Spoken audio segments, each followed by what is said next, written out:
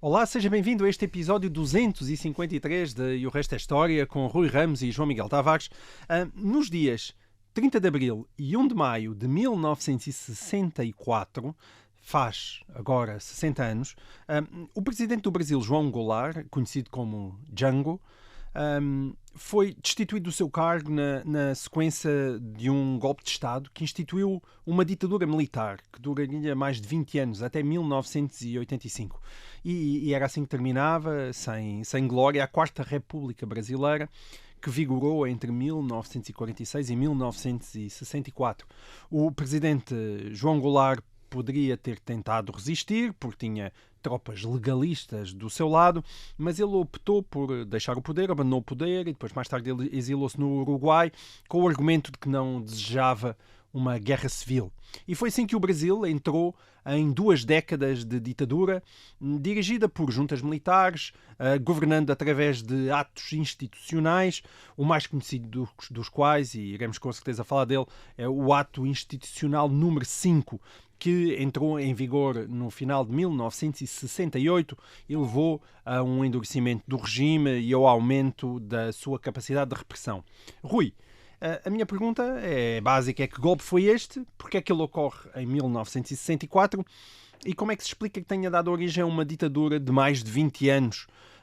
Que não é tanto ser muito tempo, mas de uma perspectiva europeia, estendendo-se até 1985, parece assim uma coisa já fora do tempo. Nós, para percebermos o golpe militar no Brasil em 31 de março de 1964 e depois a ditadura militar, temos de perceber várias coisas, porque a história é complexa. Esta é uma história complexa. Primeiro temos de perceber a complexidade da política brasileira, da chamada Quarta República, de 1946 e 1964. É complexa, tal como é complexa a política brasileira hoje, e não é fácil porque não tem nada a ver compreender. Com Portugal, não é? Nem com os Estados Unidos, quer dizer, nem é bem como nos Estados Unidos, não é bem como na Europa, é uma coisa, é muito própria. Segundo, temos de perceber a transformação social e económica em que o Brasil estava então. Isto é, basicamente, estava a deixar de ser um certo país e a começar a ser outro. Um país rural para um país urbano. É uma grande transformação. E isto acontece no meio dessa transformação. Em terceiro lugar, temos de perceber uma outra coisa, que é o contexto internacional, que é o contexto da Guerra Fria na América Latina. Cuba, os Estados Unidos, tudo isso é relevante para esta história. E, finalmente, em quarto lugar, temos de perceber uma coisa que também é muito específica, que é o papel político das Forças Armadas na história brasileira. E quando começamos a colocar estas peças todas, vamos perceber que esta ditadura militar não é assim tão estranha, isto é, não é assim tão difícil de compreender. Antes de começar, vou assinalar um livro que pode ajudar a quem quiser compreender melhor ou aprofundar alguma das coisas que vamos aqui dizer, e o livro é Forças Armadas e Política no Brasil, do José Murilo de Carvalho, um dos grandes historiadores brasileiros dos últimos tempos. É um livro publicado em 2019 e tem uma explicação não apenas em relação a este ponto do papel político das Forças Armadas, mas também em relação ao golpe militar de 1964, e aliás parece-me que é a explicação mais convincente que li sobre o golpe militar. Portanto, José Murilo de Carvalho, Forças Armadas e Política no Brasil, uma edição de 2019. A notícia é que é uma edição brasileira, que pode não ser é uma edição brasileira, Portugal, eu por acaso comprei em Portugal. Portanto, na Travessa. Exatamente. Mas então vamos então por partes. Comecemos pela primeira coisa, a complexidade da política brasileira. Essa complexidade tem 2 dimensões. Uma primeira dimensão tem a ver com a transição da ditadura para a democracia em 1945. Portanto, o Brasil foi uma ditadura, a ditadura do tamanho do chamado Estado Novo brasileiro, dirigido por Getúlio Vargas, uma ditadura entre 1937 e 1945. Vargas é derrubado pelas Forças Armadas, por uma espécie de golpe militar, que não chega a ir para a rua, mas é uma pressão que leva Getúlio Vargas a admitir-se em 1945, e começa então uma democracia, um regime com vários partidos, com eleições disputadas, portanto, depois de 1945, vai durar cerca de 20 anos, e há aqui um elemento logo que é importante para compreender, aliás, o funcionamento deste regime e depois como o regime acabou. É que, e o primeiro tem a ver com Getúlio Vargas. Getúlio Vargas, portanto, um ditador quase fascista, derrubado em 1945, vai se tornar, durante esta democracia, o grande líder da esquerda com o apoio dos comunistas. Enfim, isso tem a ver, obviamente, com a personalidade de Getúlio Vargas, de que já aqui uma vez falámos, comparando, aliás, o Estado Novo brasileiro com o Estado Novo português, com o Estado Novo de Salazar. Getúlio Vargas é uma figura muito diferente de Salazar, é um populista, é um demagogo e, basicamente, quando está à direita, vamos dizer assim, e quando está à esquerda, ele, de facto, não há contradição, ele defende as mesmas coisas, quer dizer, só que defende as coisas de um lado do espectro político, quando é ditador entre 1937 e 1945, e depois defende do outro lado do espectro político, mas é as mesmas coisas. O apelo aos trabalhadores, a proteção dos trabalhadores, o nacionalismo económico, etc. Enfim, o discurso é igual, de facto não há ruptura em Vargas, mas Vargas consegue colocar-se no outro lado do espectro político e mais, e consegue dominar esta democracia de uma maneira quase maquiavélica. Porque a partir de 1945 ele patrocina a formação, não de um partido, mas de dois partidos. Isto é, dois partidos muito diferentes, formados pelos seus colaboradores, portanto, ele forma-os. Um é o Partido Social Democrático, que é um partido que agrega, sobretudo, chefes políticos regionais, grandes proprietários rurais, empresários industriais, portanto, uma espécie de notáveis, as elites, está neste partido, que também é, portanto, patrocinado pelo Getúlio Vargas e chama-se Partido Social Democrático. Quando tu dizes patrocinado, queres dizer exatamente o quê?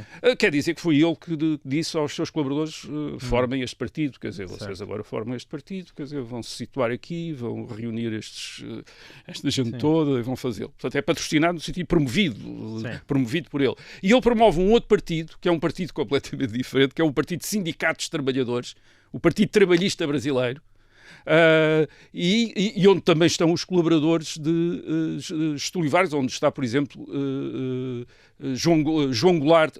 João Goulart é uma das figuras deste partido. E, portanto, Getúlio Vargas vai dominar a política da democracia através de uma aliança entre estes dois partidos. Quer dizer, este partido que é o PSD, o Partido Social Democrático, e o Partido Trabalhista Brasileiro. Portanto, ele consegue tem dois partidos, basicamente, para dominar a política. Mas um de esquerda e outro de direita? E um de esquerda e outro de direita, quer dizer, mais ou menos. Enfim, se é que nós podemos chamar a esquerda e direita aqui. Certo. Quer dizer, um à direita e outro à esquerda, quer dizer, um ao centro de direita e outro à esquerda. Portanto, o que estás a dizer no Brasil é que um ditador cai e depois, em regime democrático, torna-se ainda mais dominante, ou tão dominante como tinha sido. Um à esquerda e outro à direita. E, portanto, temos que admitir que é original. É original, e é assim que ele vem a ser presidente outra vez entre 1951 e 1954. Aí eleito já, não é? Eleito, democraticamente. E depois os presidentes que lhe seguem, sobretudo aqueles presidentes que estiveram mais tempo no poder, como Juscelino Kubitschek, que é presidente entre 1955 e 1961, e depois João Goulart, que é presidente entre 1961 e 1964. Estes dois presidentes são antigos colaboradores de Getúlio. Aliás, o João Goulart era mesmo uma espécie de delfim. O Kubitschek não era, mas o Goulart era mesmo tinha sido mesmo um delfim de... Ou seja, o que é que isto quer dizer? Quer dizer que em 1964, portanto, ao fim de cerca de 20 anos desta democracia, uma parte da classe política, aquela que não está com Getúlio Vargas, que esteve contra Getúlio Vargas e que está associada num outro partido que chama-se a União Democrática Nacional, a UDN, que é um partido que reúne as mais variadas correntes políticas também da esquerda e da direita, unidas pelo simples facto de serem todas contra Getúlio Vargas, portanto, estão todos contra Getúlio Vargas. A figura mais importante, ou uma das figuras mais importantes, é a Carlos Lacerda, que é o grande orador, o grande líder político aqui da UDN. Esta gente que está na UDN, na União Democrática Nacional, a sensação que eles têm é que nunca mais se livravam de Getúlio, quer dizer, quer vivo, quer morto. Ele morre em 1954, aliás, suicida-se em 1954, mas os seus colaboradores continuam a dominar, portanto eles têm aquela sensação que não vivem exatamente numa verdadeira democracia, não há uma verdadeira alternância em termos do poder executivo. O único limite ao getulismo, quer dizer, ao domínio de Getúlio Vargas e dos seus sucessores, são as Forças Armadas.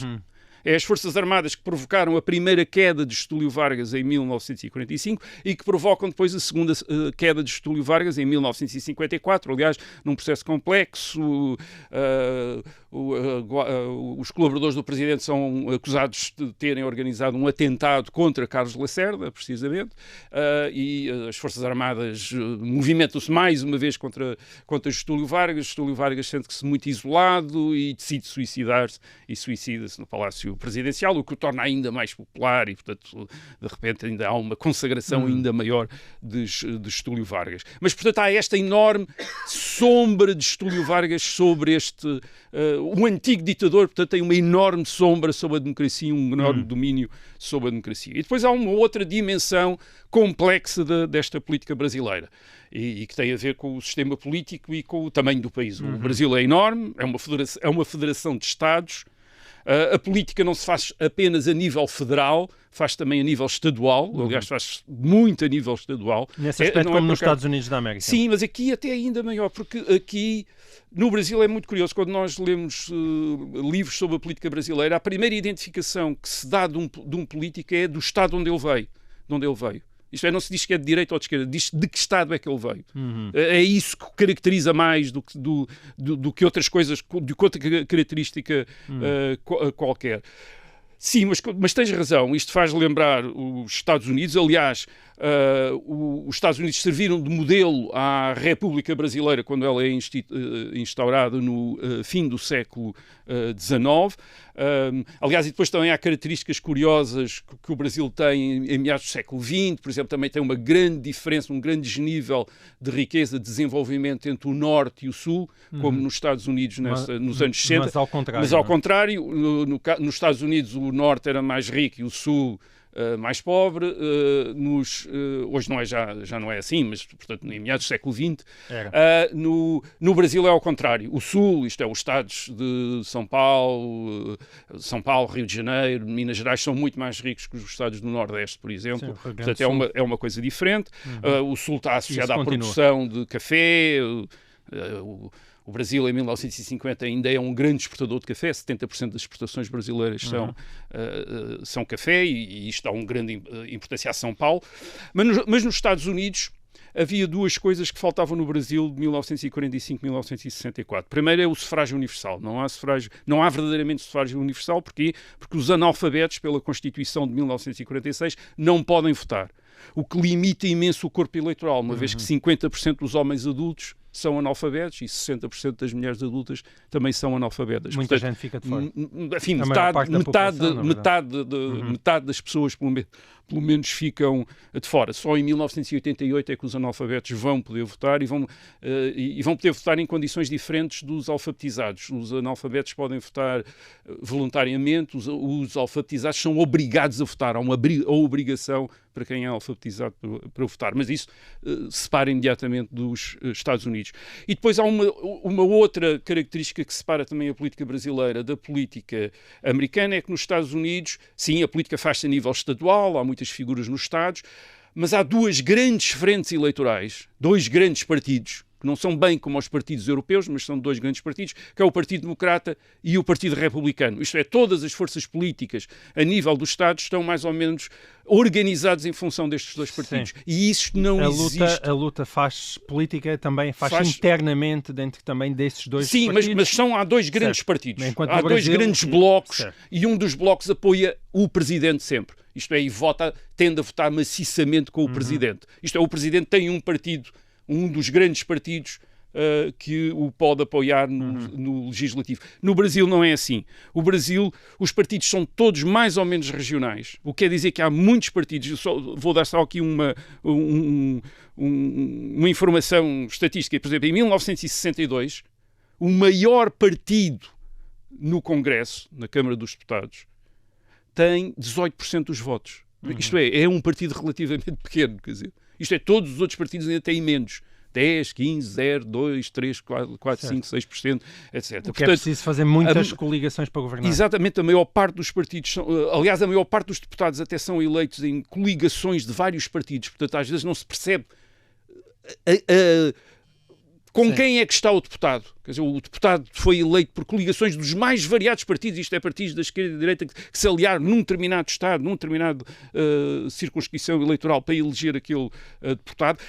Só mais um sinal, eu aqui falei daqueles grandes partidos, o Partido Social Democrático Brasileiro, o Partido Trabalhista Brasileiro, a UDN, são os três maiores partidos. Nenhum deles tem mais que 20 e tal %, mas são os maiores partidos. Mas, por exemplo, eles têm muito pouco peso, para não dizer quase nenhum, no estado mais importante do Brasil, que é São Paulo. Certo. Em São Paulo dominam os outros partidos locais. Portanto, isto o que é que quer dizer? Quer dizer que há muitas coligações. Quer dizer que o Presidente é eleito, portanto, o Presidente é eleito diretamente pelos eleitores, mas depois tem de enfrentar, tal como nos Estados Unidos, o Congresso, uma Câmara composto por uma Câmara dos Deputados, com cerca de 400 deputados, e um Senado, com cerca de 45 senadores, tem de enfrentar, e nessa Câmara e nesse Congresso, portanto, no Poder Legislativo, o Presidente não tem a certeza de ter maiorias nenhumas. Quer dizer, enquanto o Presidente dos Estados Unidos tem pelo menos uma grande massa de representantes, se o Presidente é do Partido Democrata, os representantes do Partido Democrata tendem a votar com o Presidente, portanto ele pode contar com isso. O Presidente no Brasil não tem isso, quer dizer, tem uma enorme quantidade de partidos, de personalidades, quer dizer, de deputados que passam de uns partidos para os outros, que passam da direita para a esquerda, isto é, de indivíduos que parecem líderes da esquerda e que de repente aparecem à direita e vice-versa, quer dizer, mudando constantemente e portanto, o que é que isto está? Isto está por um lado, uma história política, uma vida política extraordinariamente complicada de descrever, mas também dá constantemente paralisias do governo. Isto é, o governo para, quer dizer, porque o Presidente não consegue fazer passar no Congresso as suas leis, as suas propostas, não consegue fazer passar, ou então tem de negociar tanto com tantas forças políticas que, de repente, aquelas propostas se tornam outras. Portanto, E para acrescentar a esta complicação, em 1964, ainda temos de entrar em conta com a história do Presidente que está em funções em 1964, que é o Presidente João Goulart. João Goulart não tinha sido eleito Presidente. Em 1961 ele tinha sido eleito Vice-Presidente. Porque para tornar a coisa ainda mais complicada, ao contrário dos Estados Unidos, o Presidente e o Vice-Presidente eram eleitos separadamente. Portanto, havia duas eleições. Portanto, as pessoas votavam para Presidente e votavam para Vice-Presidente. O que quer dizer... Na verdade, no início dos Estados Unidos... Sim, nos Estados Unidos também era, mas hoje já não é. Hoje já não é. Portanto, quem tinha sido eleito Presidente era Jânio Quadros. Jânio Quadros, o que é que era? Jânio Quadros não correspondia a nenhum destes... nem esquerda nem direita, ele tinha sido era um populista, um grande crítico dos governos dos anos 50, da corrupção, da inflação. Ele tinha feito campanha para ser eleito em 1961 com uma vassoura, quer dizer, a ideia de varrer tudo, de limpeza. Em 1961 ele tem o apoio daqueles que estão contra que tinham estado contra Getúlio Vargas, porque o veem como a possibilidade deles terem alguma influência no governo, portanto apoiam-no, e há conta, aliás, e depois como apoiam Jânio Quadros, acabam por conquistar vários governos de estados.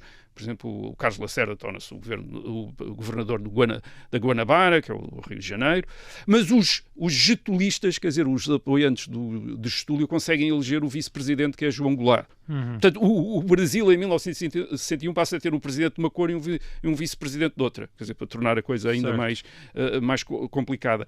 No governo, o Jânio Quadros vai depois guinar um bocadinho à esquerda, passar, por exemplo, a começar a cultivar boas relações com as ditaduras comunistas, com o Terceiro Mundo, mas acima de tudo o Jânio Quadros cansa-se com as limitações ao poder do presidente e tenta um truque. Em agosto de 1961, poucos meses, era ele presidente há poucos meses, demite-se. E demite-se à espera que a população que o tinha eleito, que toda a gente que o tinha eleito, se viesse para a rua a dizer volte. Era uma golpada, mas ninguém o veio chamar, ninguém o chamou, e então criou-se um problema que de certa maneira explica 1964. Certo. E então criou-se um problema que era quem é que ia ser o presidente. João Goulart, que era o vice-presidente e que aliás até estava fora do Brasil, estava em uma viagem fora do Brasil, achava que deveria ser ele a suceder ao presidente, e havia quem achasse que não. E em agosto de 1961 há resistência à ideia de Jânio Quadros ser substituído por João Goulart. Reparem que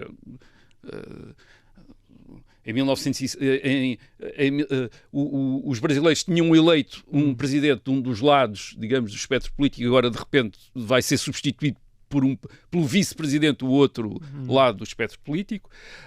Portanto, há uma resistência, há uma parte da classe política que começa a apelar para as Forças Armadas, para impedir João Goulart de tomar posse. Há movimentações militares. Portanto, em agosto de 1961, há algo que é reminiscente do que vai acontecer em março de 1964, cerca de 3 anos depois, mas João Goulart consegue se impor. Há muitas manifestações a favor de João Goulart, há uma parte das Forças Armadas que também apoiam aquilo que eles chamam a legalidade, isto é, o presidente ser substituído pelo vice-presidente. Ao fim e ao cabo era para isso que o vice-presidente era eleito, mas João Goulart não consegue assumir a presidência sem fazer uma grande concessão. E essa grande concessão é mesmo enorme. É uma mudança do regime político. Em agosto de 1961, portanto, o regime muda, passa de presidencialista a parlamentarista.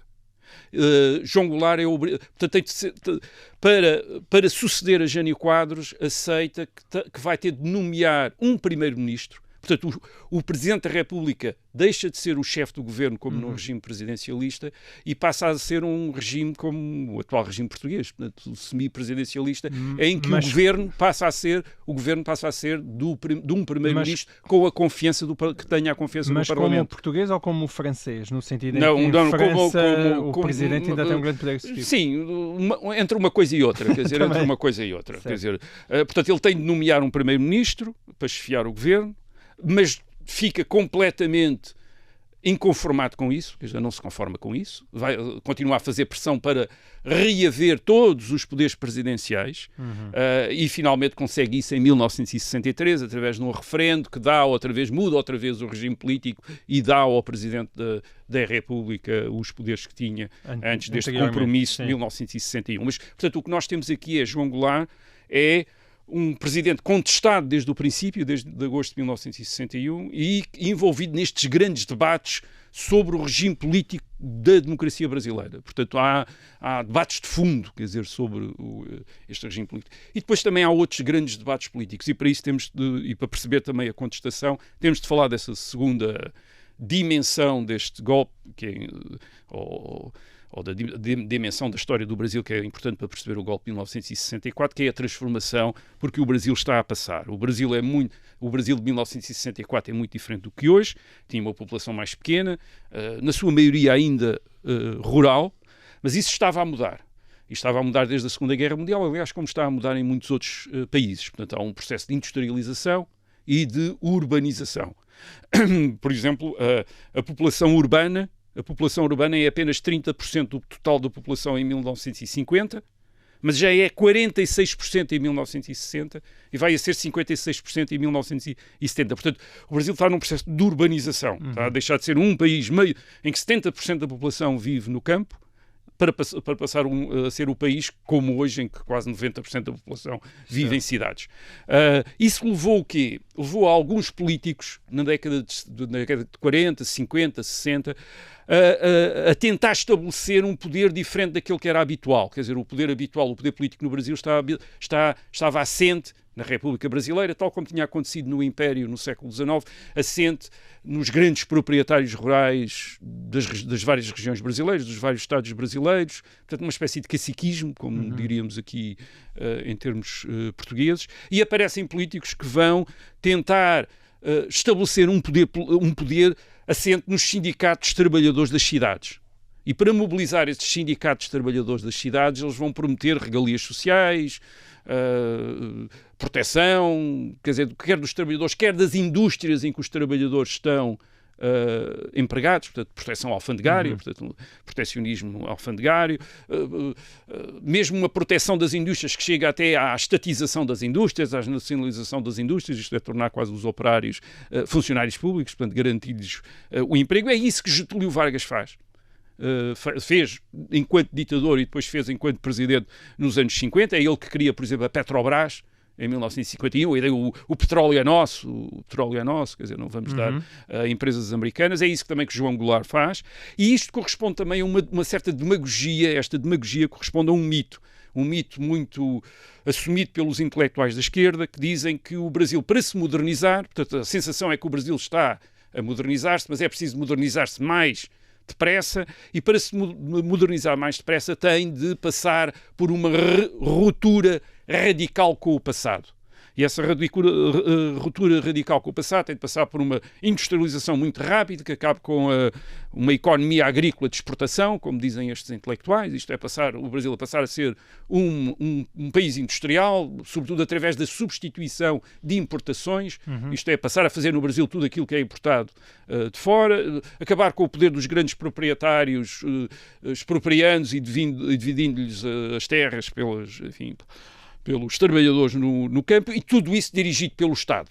Isto é, o Estado que vai dirigir isso. E, portanto, há aqui esta ideia de que à frente do Estado devem estar forças empenhadas nesta ruptura, nesta revolução social e económica. Qual é o problema disto? Não é apenas o problema dos interesses que seriam afetados por esta revolução social e económica e que, portanto, reagem contra ela. É que esta tentativa de através do Estado, provocar crescimento, isto é, criando e provocar também e criar também uma massa de uma clientela política grande de apoio a estas transformações, através das regalias sociais aos trabalhadores urbanos. É isso que os governos da década de 1950 vão fazer. Isto tem uma outra dimensão, que é a dimensão de aumento da despesa do Estado, aumento dos subsídios do Estado, etc., e inflação. A inflação dispara, não é? E a taxa de inflação dispara. Passa de uma taxa anual de 7% em 1957 para 39% em 1959, depois chega a 80 e tal por cento, quase 90% em 1960, e isto leva a taxa de inflação leva ao quê? Leva a um aumento do custo de vida que atinge até aqueles trabalhadores que este projeto de transformação quer mobilizar politicamente. Isto, eles também são afetados. O seu poder de compra também é afetado. Portanto, há neste projeto, quer dizer, neste projeto de desenvolvimentista através do Estado, uma dificuldade inerente ao projeto, que é o da inflação. Quer dizer, isto é desta inflação que acaba por criar um grande descontentamento, grandes problemas sociais e económicos. Depois, para agravar isto, este projeto tem de ser lido, e esta era a terceira coisa que nós dissemos que era importante para perceber o golpe de 1964, no contexto da Guerra Fria. Isto é, isto tem uma leitura, isto podia ter uma leitura, isto é, portanto, temos estas elites intelectuais e políticas que querem transformar o país, portanto, mas isto tem uma leitura completamente diferente no contexto da Guerra Fria. Em 1 de janeiro de 1959, um grupo de guerrilheiros liderados por Fidel Castro tomou o poder em Cuba. Ao princípio eles parecem um grupo de nacionalistas, populistas, que querem transformar Cuba, mas é isso que eles... E, portanto, Estados Unidos não se sentem muito incomodados inicialmente.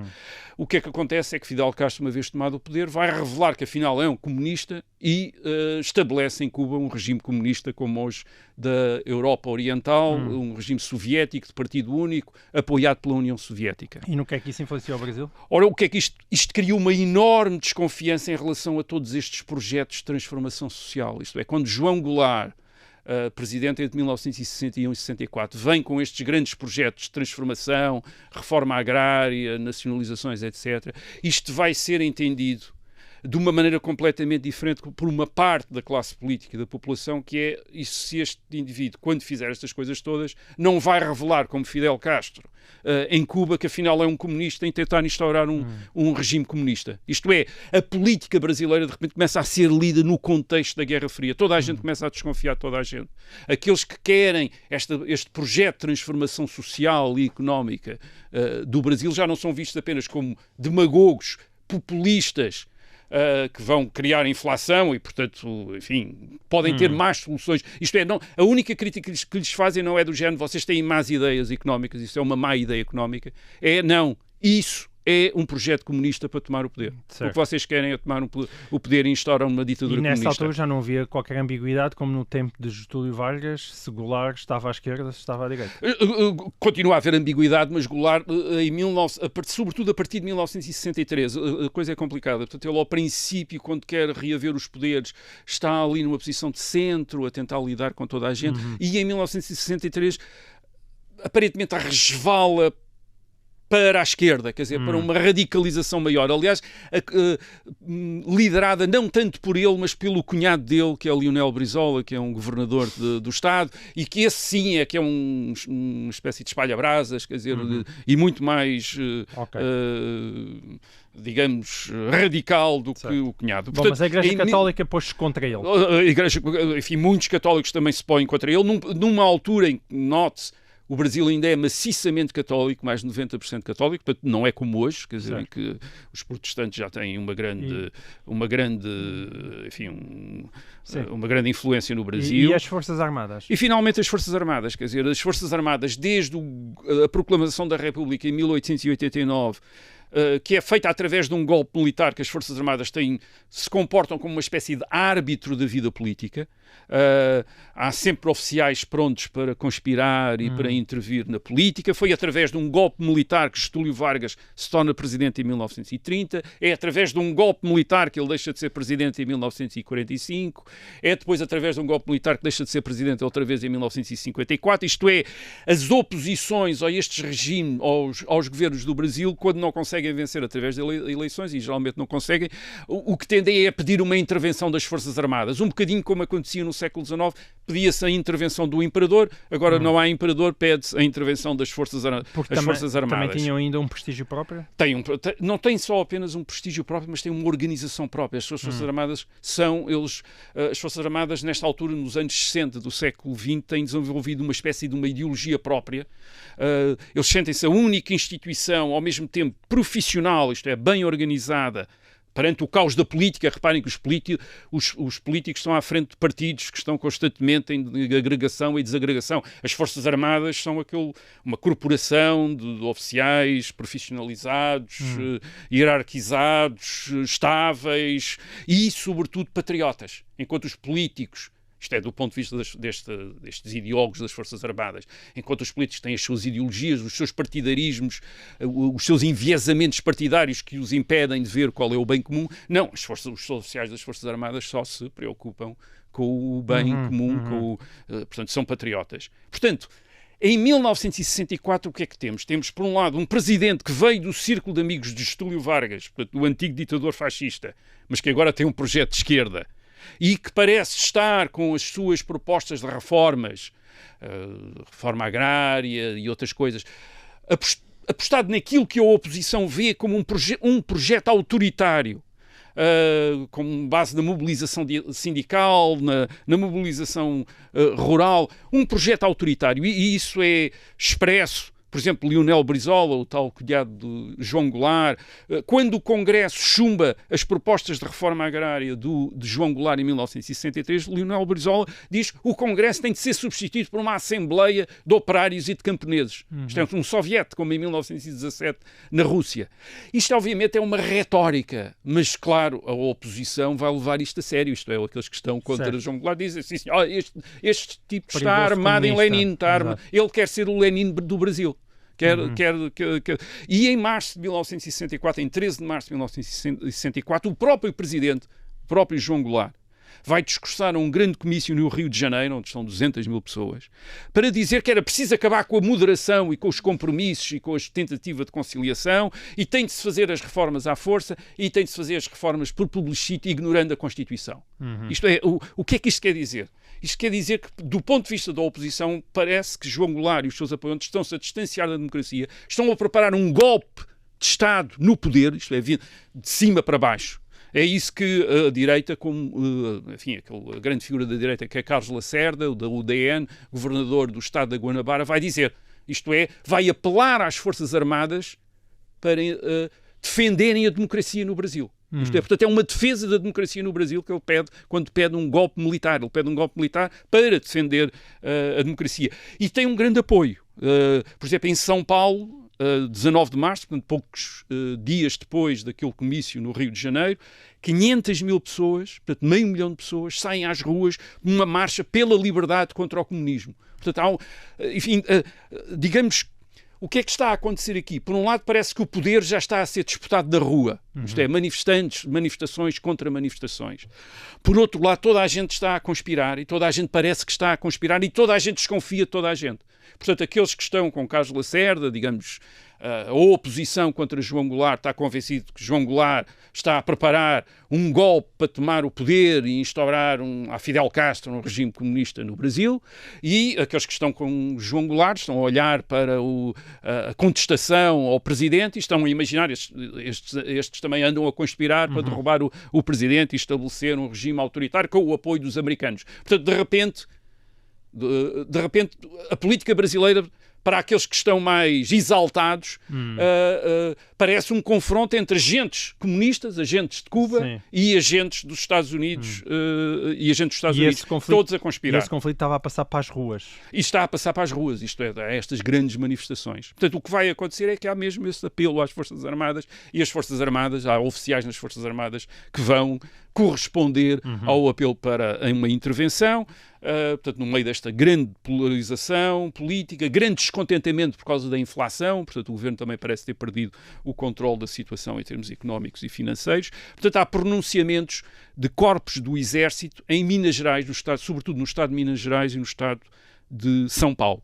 E aqui há aquela diferença em março de 1964 em relação a agosto de 1961, isto é, em relação àquilo que tinha acontecido 3 anos antes. 3 anos antes, João Goulart tinha tido grandes manifestações, tinha havido também militares a apoiá-lo, e em março-abril de 1964, o golpe começa em 31 de março de 1964, e depois para os dias seguintes, ninguém aparentemente aparece a defender o presidente, isto é, não há manifestações, os militares também não, aqueles militares que deveriam apoiar o presidente também não se organizam, portanto não chega a haver confrontos. Certo. Não há mortes militares. Mas até se que eu apresentei na minha pergunta, que é que foi o próprio que decidiu retirar-se para evitar um banho civil, tu não compras totalmente essa tese? Sim, não, compro completa, já lá vamos. Okay. Já lá vamos. Portanto, o golpe acaba por decorrer por telefone, sobretudo. Isto é a guerra do telefone, como os brasileiros chamam,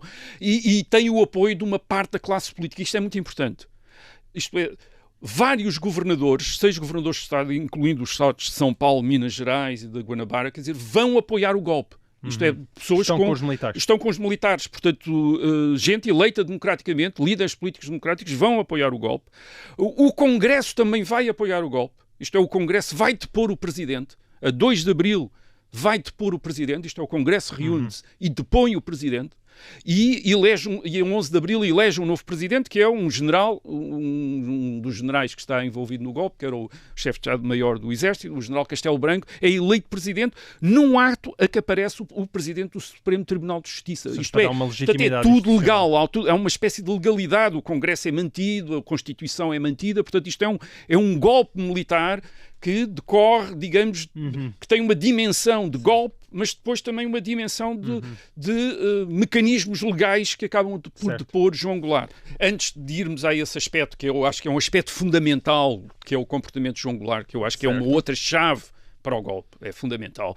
Ainda só um outro elemento que geralmente é invocado para explicar este golpe, que é o apoio dos Estados Unidos à deposição de João Goulart.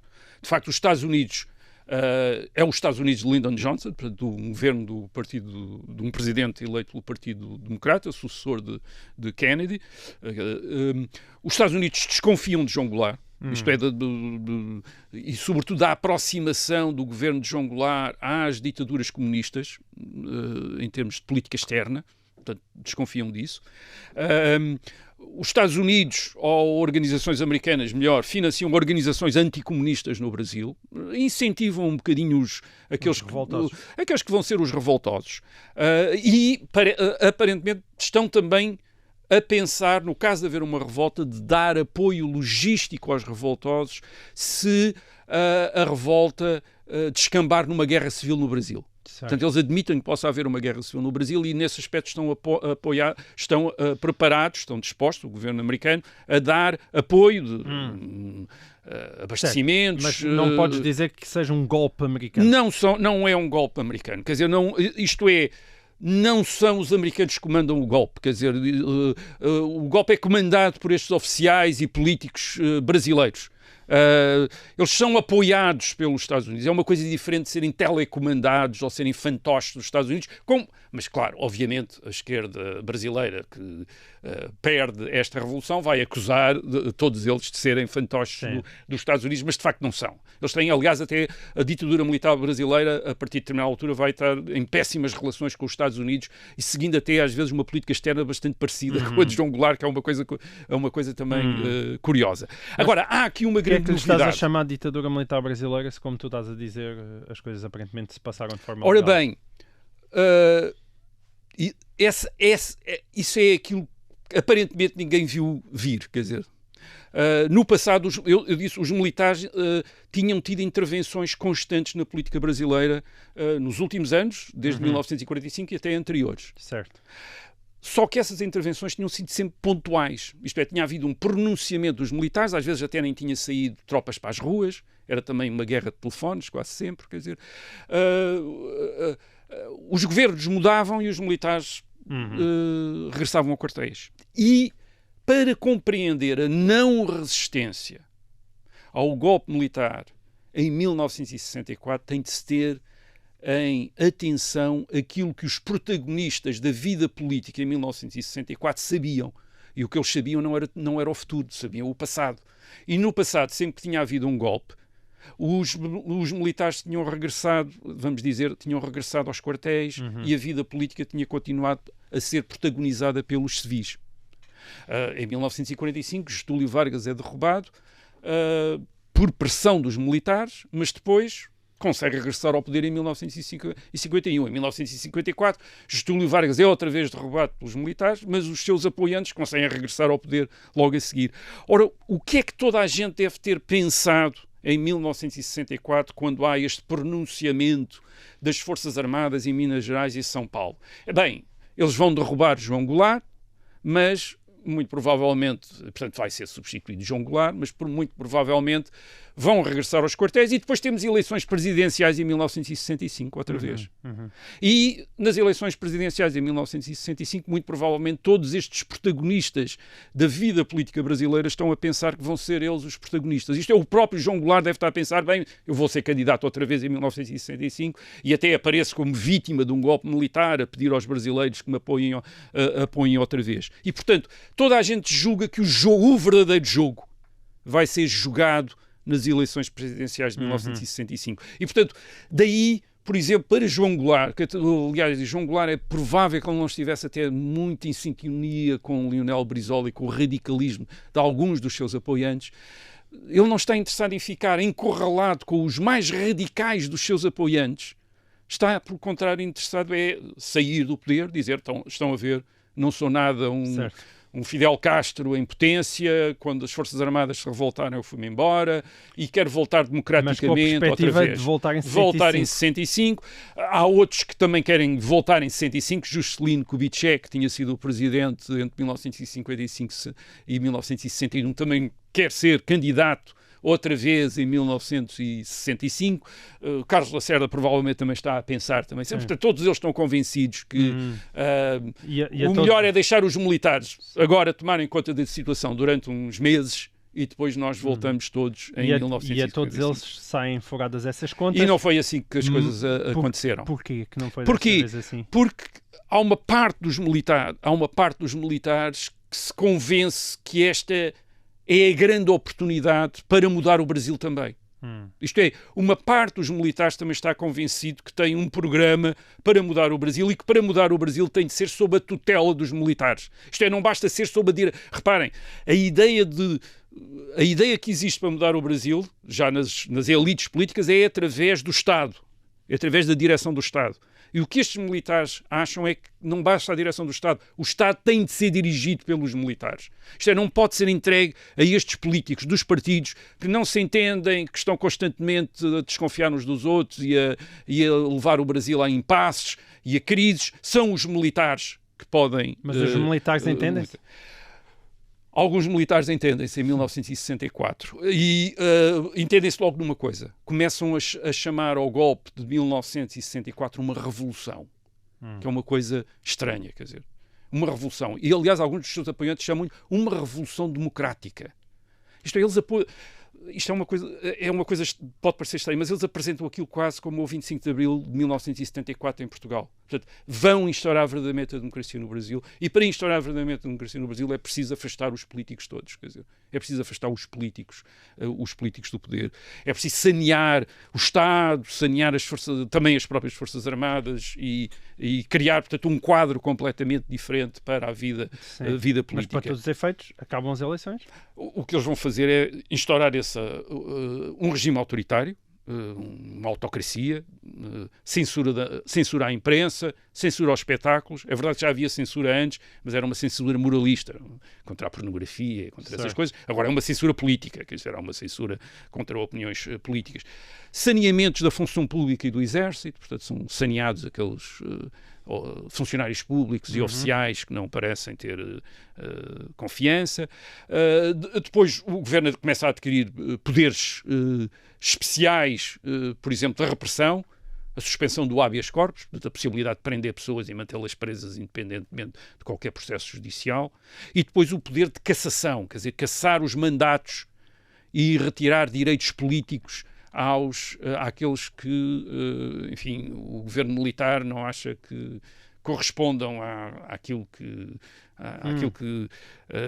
lhes interessa. E isso é tudo agravado com o ato institucional número 5 de 1968, isto é que aumenta imenso esses poderes do governo militar, uma ditadura militar verdadeiramente. Mas é uma ditadura militar que tem um aspecto curioso. Portanto, o presidente deixa de ser eleito diretamente, passa a ser eleito por um colégio eleitoral, começam a ser eleitos presidentes militares, entre 1964 e 1985, há uma sucessão de generais. Sim, os partidos são dissolvidos, certo?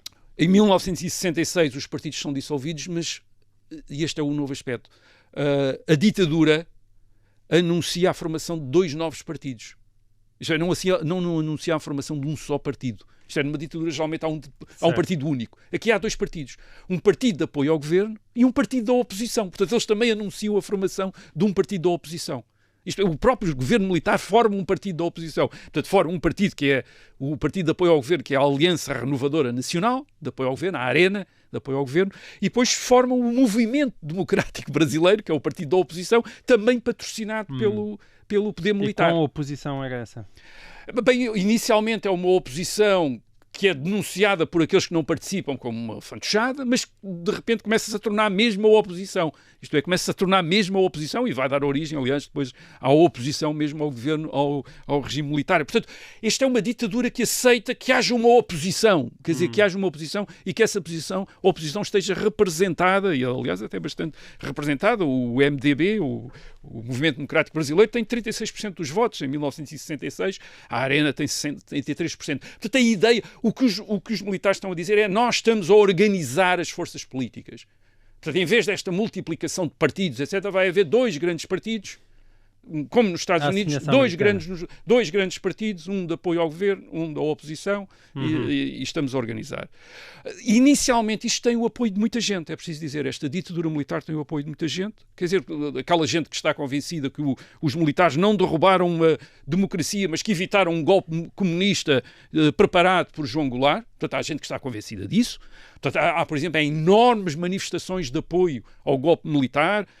A maior de todas é no Rio de Janeiro, em 1964, uma manifestação gigantesca de apoio ao golpe militar, popular, imensa gente a apoiar. Agora, esta pretensão dos militares, que ninguém estava à espera, a partir de 1964, serem eles a dirigir a vida política, eles a controlarem completamente a vida política e a reprimirem todos aqueles que não concordam com este dirigismo militar, a serem eles a formarem os partidos, isto é, agora forma a Arena, agora forma o Movimento Democrático Brasileiro. Isso o que é que faz? Faz com que muitos políticos que inicialmente apoiaram o golpe militar se afastem do novo regime, isto é, daquilo que toda a gente começa a chamar uma ditadura militar. Por exemplo, o caso mais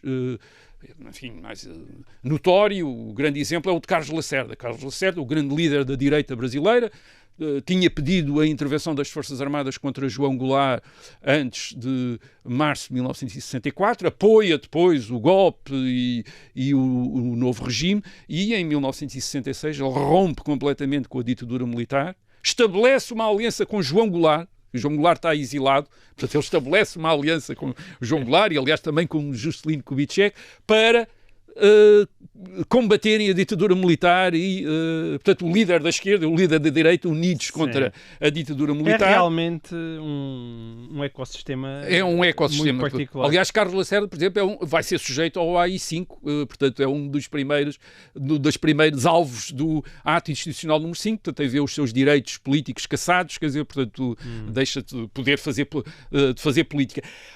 O projeto também, estava a dizer, todos os militares estavam ou não... Se entendiam? Não se entendiam. Há imediatamente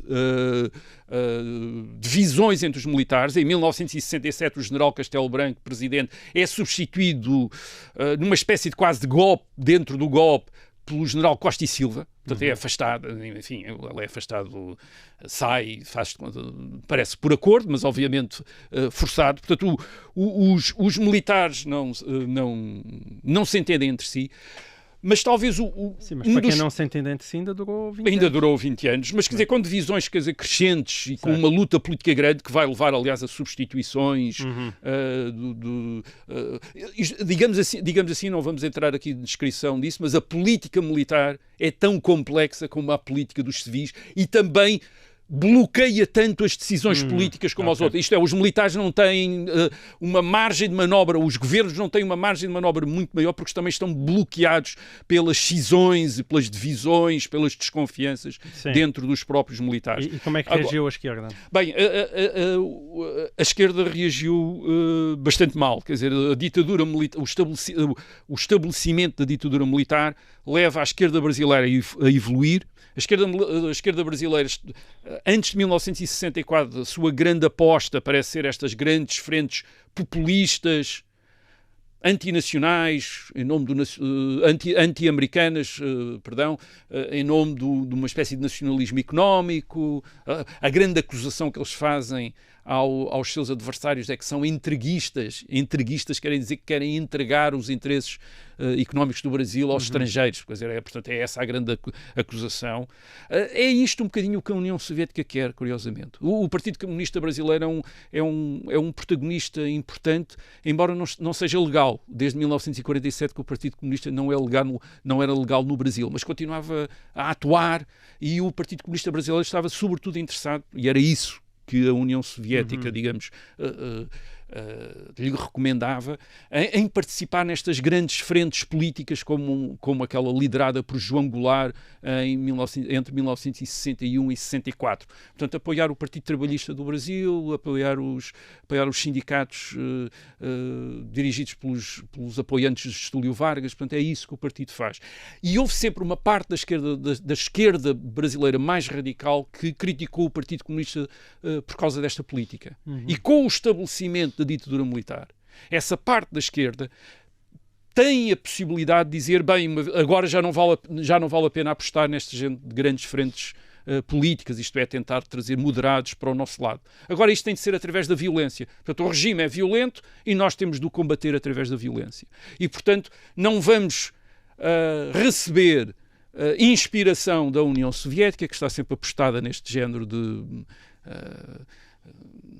marchas graduais para o poder. Vamos inspirar-nos na Revolução Cubana, em Fidel Castro, em Che Guevara, e aquilo que eles fizeram em Cuba em 1959, isto é, uma guerrilha que lhes permita tomar o poder pela força. Mas nunca foi nada parecido com isso, não é? Quer dizer, nunca teve essa dimensão.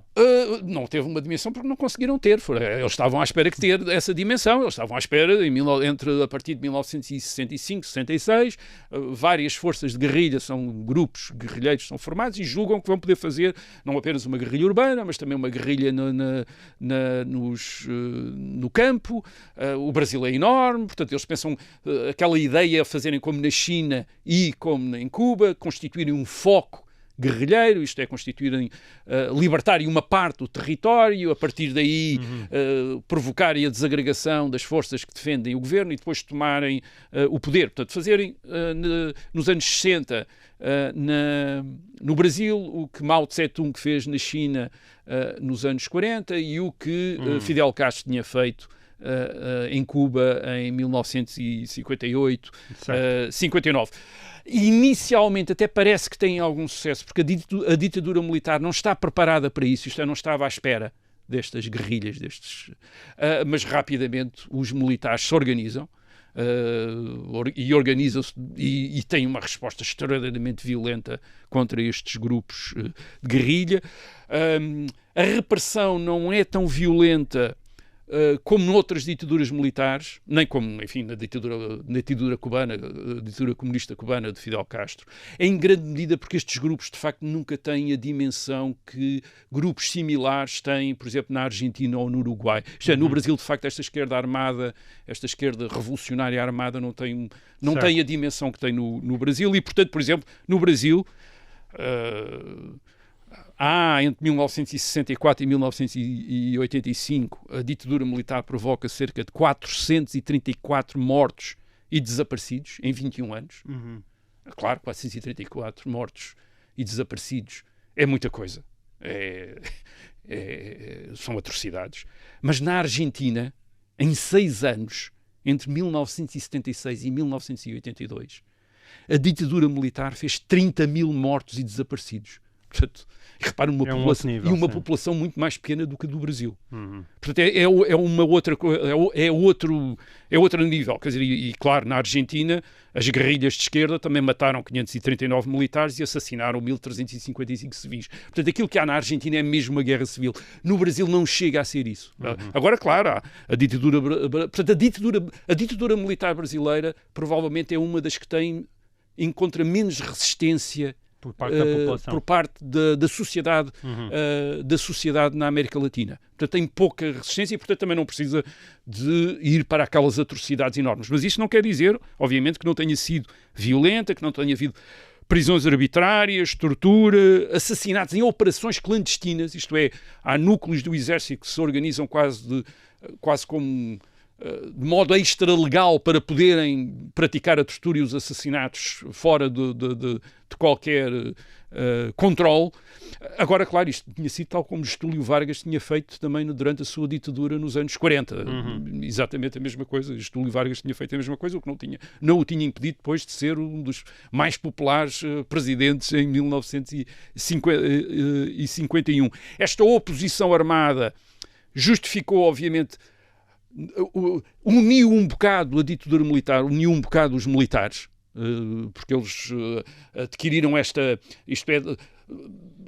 justificou-os nesta ideologia da segurança nacional. Eles de repente tinham um inimigo interno contra o qual se uniram para lutar. Agora, o regime era de facto complexo. Os militares tinham várias opiniões políticas. Os apoiantes civis da ditadura também tinham muitas opiniões políticas variadas. Portanto, a Arena é composta de políticos que muitos deles vêm da UDN, portanto, aqueles que eram contra o Getúlio Vargas e que viram no novo regime militar finalmente a possibilidade de terem influência no poder. Mas também há muita gente do Partido Social Democrático Brasileiro, portanto, uma parte dos getulistas também adere à Arena, e até do Partido Trabalhista Brasileiro também há políticos que passam também para a Arena. Portanto, aquilo é uma grande mistura. A própria ditadura não rompe nitidamente com as políticas seguidas anteriormente, as políticas de desenvolvimentismo económico dirigido pelo Estado e de nacionalismo económico. Isso mantém-se, dá origem até ao milagre económico brasileiro por volta de 1970. É mais um caso de uma ditadura que teve uma performance económica... Uma grande performance económica no fim dos anos 60, do princípio da década de 70 até 1973. Sim. Mas aqui vamos ver de uma maneira mais limitada. Mantém também aquele projeto cultural do Estado Novo de Getúlio Vargas dos anos 30, isto é, de nacionalismo cultural, o país mestiço, o país do samba, o país do carnaval, agora divulgado através da televisão e não apenas através da rádio e do cinema. Portanto, digamos que não há verdadeira... Enfim, há mudanças, mas não há uma ruptura total com o que existia antes. Quer dizer, há continuar aquilo que existia antes. Depois, claro, era um regime que no fim dos anos 60, no princípio dos anos 70, é muito parecido com os outros regimes que estão a estabelecer-se na América Latina. Isto era para responder àquela tua pergunta, mas isto não parecia uma coisa bizarra. Não parecia nada bizarra. Em meados da década de 1970, as ditaduras militares são um regime normal na América Latina. Em todos os países são regimes de ditadura militar, têm regimes de ditadura militar ou regimes autoritários, como é o caso do México, do Partido Revolucionário Institucional, exceto a Colômbia, a Venezuela e o Equador. São 3 países. O resto é tudo ditaduras militares ou regimes autoritários. Aliás, em meados da década de 70, em 75, estas ditaduras militares, incluindo a ditadura militar brasileira, fazem até um acordo para combater as oposições, é o chamado Plano Condor, em que eles se autorizam uns aos outros a reprimir, portanto, os oposicionistas nos países uns dos outros. Portanto, os agentes de um país podem entrar no outro para... Portanto, reparem, estas ditaduras nos anos 70 do século XX estabelecem-se na América Latina, estabelecem-se também nos novos Estados independentes em África, que estão todos a tornar-se ditaduras de partido único e ditaduras militares. Portanto, em meados da década de 70, parece que está a caminhar para um mundo onde só há 2 tipos de regime. A ditadura comunista e ditadura anticomunista. Quer dizer, e as ditaduras anticomunistas parecia ser, na América Latina, a única forma ou a melhor forma de garantir que não se estabeleciam ditaduras comunistas. Portanto, a alternativa parecia ser entre ditaduras. Portanto, ou a ditadura comunista, como em Cuba, ou a ditadura militar, como no Brasil. Certo. Quer dizer, parecia ser as grandes alternativas que havia em 1970, até chegou uma vaga democrática. Bem, e sobretudo o regime militar brasileiro, como de facto também está a fazer crescer o Brasil com políticas que em muitos aspectos são iguais às dos governos anteriores a 1964, vai encontrar os mesmos problemas que os governos anteriores a 1964 encontraram. Portanto, a inflação volta a disparar na passagem dos anos 60 para os anos 70 e, sobretudo, depois de 1973, o choque do petróleo. Há um processo de grande inflação em todo o Ocidente, nos Estados Unidos, na Europa e também no Brasil. E aí os governos da ditadura militar perdem completamente o controle da situação. A inflação chega a 110% de taxa anual em 1980, chega a 235% de taxa anual em 1985. Portanto, isto há um descontrole enorme. E a partir de 1975 há também grandes divisões. Claro, quando as coisas começam a correr mal, as divisões entre os militares e entre os políticos que apoiam a ditadura militar aumentam, e um dos mentores da ditadura militar, que é o general Gualberto Couto e Silva, torna-se também, a partir de 1975, o mentor da transição democrática. Ele diz, a partir de 1975, ele acha, bem, isto está a acabar e vamos ter de acabar com isto. Vamos ter de retirar as Forças Armadas da política. E começa a preparar uma transição, claro, que ele pensava ainda controlada pelos militares. Eles, nesta altura, têm não só esta pressão interna, quer dizer, da inflação, mas também têm uma pressão externa. A partir de 1976 há um novo presidente nos Estados Unidos, Jimmy Carter, um democrata. Jimmy Carter vai colocar no governo americano e na política externa americana uma nova prioridade, que é a dos direitos humanos. E, portanto, ele torna-se imediatamente, o governo americano deixa de olhar com simpatia para esta ditadura militar, com torturas e prisões arbitrárias. E, claro, isto cria um ambiente em que o movimento democrático brasileiro, o MDB, aquele partido criado também pela própria ditadura em 1966, começa a ganhar uma força própria, avança nas eleições de 1978, tem 49%, quase metade dos votos em 1968, e, portanto, há uma grande força no país para o regresso à democracia, isto é, para o fim do regime militar, e esse é um processo complicado. E estas eleições foram sendo válidas ao longo do tempo? Sim, em 1978 o MDB tem... Aquilo que, sobretudo, digamos que constrangia a vida política no Brasil eram os grandes poderes que o governo tinha de cassação de mandatos, de prisões arbitrárias, quer dizer, eles podiam se permitir uma certa...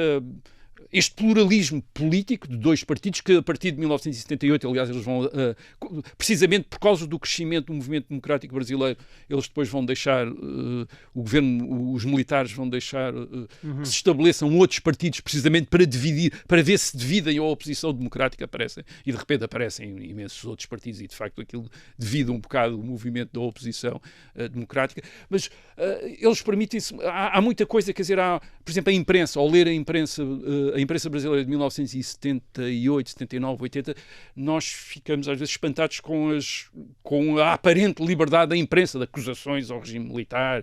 Portanto, eles, digamos, consentem muita coisa, porque em última instância têm meios para impedir qualquer veleidade das oposições tomarem conta do poder. O poder é mesmo deles e, portanto, permitem-lhes muita coisa. O processo, portanto, inicia-se mais ou menos em 1975, 76, quer dizer, esse processo de começar a preparar uma transição e dura bastante. Vai durar até 1985, 86 e até a nova Constituição, depois em 1988. Portanto, é um processo muito arrastado. É o processo da chamada abertura, protagonizada pelo novo presidente, que é o presidente o general João Batista Figueiredo, a quem são atribuídas afirmações curiosas, como aquela de eu mato e arrebento com quem for contra a abertura. Portanto, quer dizer, isto a abertura é também um projeto de ditadura e, portanto, tem de vir à abertura, quer dizer, enfim, isto é uma anedota, mas, portanto, é um projeto, mas isso é outra história, portanto, já não é a história do fim da ditadura, talvez até contemos um dia destes. Bom, assim termina esta edição de O Resto da História, nós voltamos para a semana. Até lá.